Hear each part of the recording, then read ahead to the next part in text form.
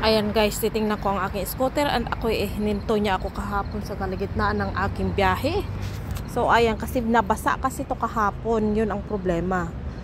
Kaya nakabawi sa akin ang scooter at ako'y tulak ko siya kahapon. Ay, thanks. Thank you Lord, umandar siya, ayan.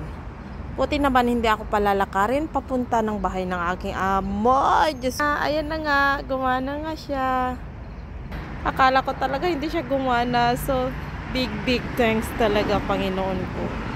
So, kailangan kong i-reset yung kanyang ano.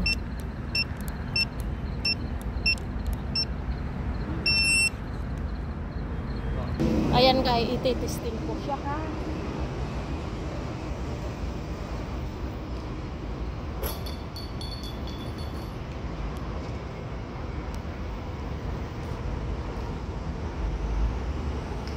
Okay na ba siya?